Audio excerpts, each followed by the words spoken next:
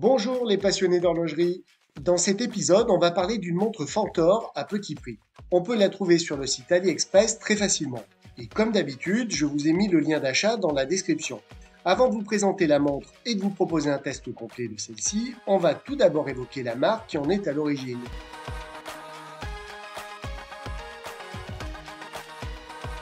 Sur AliExpress, les marques de montres les plus connues sont sans doute Pagani Design, dont j'ai déjà fait une vidéo, Baltani, Naviforce, Lige ou Kuren, entre autres.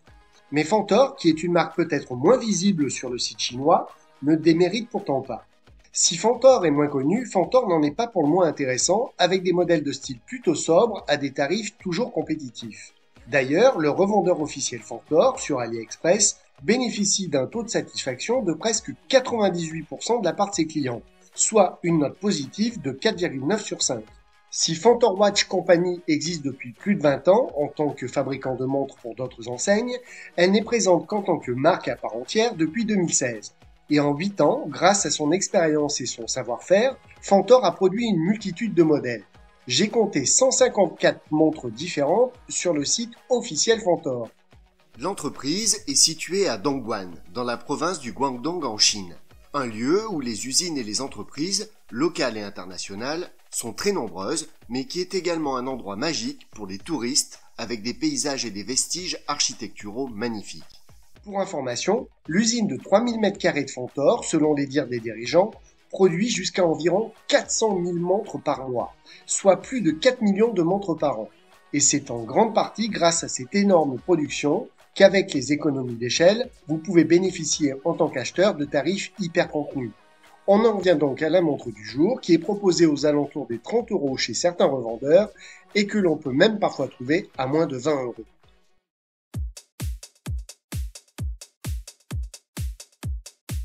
Voici la fameuse montre Fantor, un style chic et sobre qui emprunte pas mal les codes esthétiques de l'horlogerie germanique avec un design simple et direct qui se réduit à l'essentiel tout en étant élégant.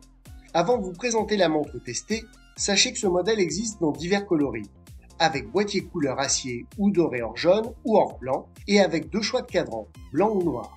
Enfin, les bracelets sont tous en cuir noir, sauf la montre à cadran blanc et boîtier couleur en rose qui est vendue avec un bracelet marron.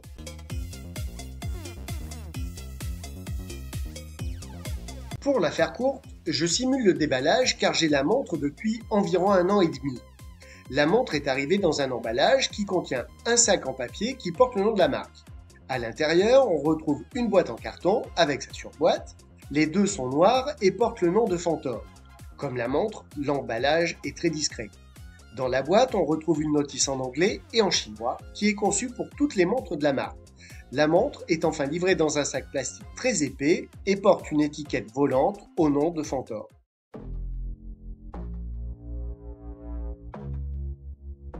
Le boîtier est rond. Il est a priori en laiton. Il est recouvert d'un plaquage doré qui n'a pas bougé. La montre n'ayant pas été beaucoup portée, ceci explique peut-être cela. Et si je ne l'ai pas beaucoup portée, c'est pas parce que je ne l'aime pas, mais que d'autres montres ont quand même ma préférence. La lunette est intégrée au boîtier et l'ensemble boîtier plus lunette est très discret. Tellement discret que l'on ne le voit presque pas. Sur cette montre, c'est vraiment le cadran qui est mis en avant. Le verre est de type acrylique. Il est bombé, ce qui donne un joli côté vintage à l'ensemble. Mais attention, le verre acrylique est plus sensible aux rayures qu'un verre saphir ou minéral. Il faudra donc porter la montre dans des occasions appropriées. Lors des repas de famille, pour aller au bureau ou au cinéma par exemple. Ici, pas question de s'en servir lors de vos séances de bricolage ou pour faire du sport. Par contre, l'avantage de l'acrylique par rapport à un verre minéral, c'est qu'il est possible de le polir. Donc l'inconvénient peut vite se transformer en avantage. Le fond boîte clipsé est en acier et comporte quelques mentions, comme l'étanchéité de 3 atm ou 30 mètres. Il est également indiqué que le fond est en acier et que le mouvement est à quartz. Et enfin, on peut voir qu'est gravé le nom de la marque Fantor, ainsi que la référence du modèle WF151.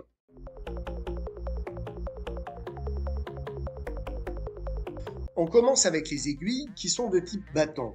Elles sont toutes les trois de couleur en rose, assorties au boîtier et à la lunette, et celles des heures et des minutes sont en partie recouvertes de matière luminescente.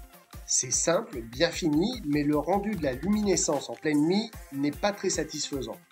On en vient au cadran. qui lui est incroyable, par rapport au tarif de la montre bien entendu. Inspiré, comme je le disais tout à l'heure, par le style Boos, il est simple mais élégant, et minimaliste mais très lisible. Le courant Boos, pour celles et ceux qui ne sauraient pas, est au départ un style germanique dédié à l'architecture après la Première Guerre mondiale, et il sera repris bien des années plus tard dans divers domaines, dont l'horlogerie. L'une des marques les plus connues qui propose des montres de ce style est Nomos, mais il y en a bien d'autres, dont carrément la marque Boos. Mais revenons à la Fantor et à son cadran noir. Le cadran est incurvé sur les bords, ce qui donne parfois un rendu bicolore au niveau du contour selon la luminosité ambiante. Sur cette image, par exemple, on a l'impression que le noir au centre est gris, alors qu'il est bien noir sur les bords. Les index peints en blanc sont très lisibles pour un confort de lecture optimal, et on remarque les 6 chiffres arabes encore plus lisibles qui sont positionnés à 12h, 2h, 4h, 6h, 8h et 10h. Enfin, la date, pour le coup, est beaucoup moins visible, elle est positionnée dans un guichet situé à 3h. La date apparaît en noir sur un fond blanc dans un rectangle incurvé. Et pour finir, le logo signature de la marque est apposé à midi. La couronne, qui vous permettra de régler l'heure et la date, est assortie au boîtier et est de forme oignon. Elle est siglée de 2F inversés pour, bien sûr, Fantor.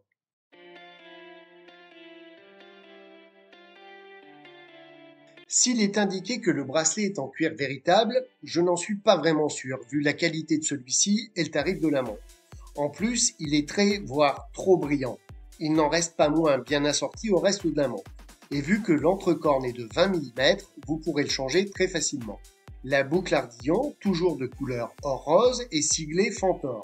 Ce n'est qu'un détail, mais les marques chinoises pensent toujours aux petits détails qui peuvent faire la différence.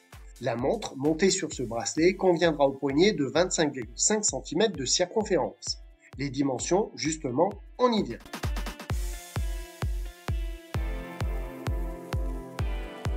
Le diamètre n'est pas tout à fait de 41 mm, mais précisément de 40,9 mm, sans la couronne, et de 43,4 mm avec la couronne. Le corne à corne est de 44,2 mm. L'entrecorne est de 20 mm, comme on l'a vu précédemment, et l'épaisseur est assez contenue avec 11,2 mm. Si pour ma part je suis habitué aux montres de petit diamètre, celle-ci paraît plus petite qu'elle n'est réellement. Et c'est tant mieux, c'est certainement dû au corne à corne qui est assez réduit. Les dimensions de ce boîtier conviendront donc à tous les poignets masculins.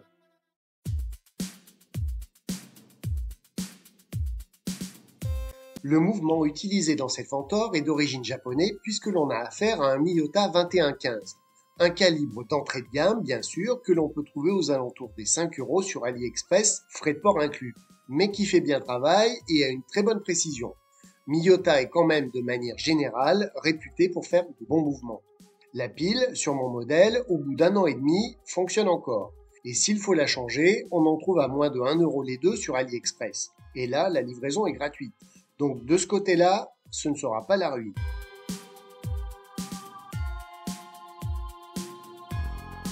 Bon, comme d'habitude, j'ai envie de vous dire, avec AliExpress, on peut trouver de belles marques horlogères. Non, je ne vais pas dire marque horlogère, mais marque de montre, car certains vont râler en commentaire. Mais oui, à moins de 30 ou de 20 €, je ne peux que conseiller cette montre Fantor. Elle est belle et élégante et a ce petit plus vintage qui lui va à merveille. Il y a peut-être 2 bémols. Tout d'abord, l'étanchéité, qui est pas terrible, et puis peut-être le bracelet aussi. Mais bon, il peut facilement être changé. Alors, est-ce grave? Évidemment non. En plus, le mouvement, même s'il est d'entrée de gamme, n'est pas un calibre à dessous qui cessera de fonctionner dans 1 ou 2 semaines. Enfin, normalement. On n'est jamais à l'abri d'une panne, même sur une montre à 2000 ou 3000 € du reste. Sauf qu'une panne sur AliExpress, c'est souvent égal à je jette la montre à la poubelle, sauf si la panne survient assez rapidement et que vous demandez le remboursement directement à AliExpress. Mais je ne veux pas vous faire peur, car après avoir fait un tour chez différents revendeurs Fantor sur la plateforme chinoise, la montre est créditée de belles notes et d'avis plus que positifs. Comme d'habitude, je vous mets quelques liens en description pour trouver la montre, le calibre et la pile. Voilà, cet épisode horloger est maintenant terminé.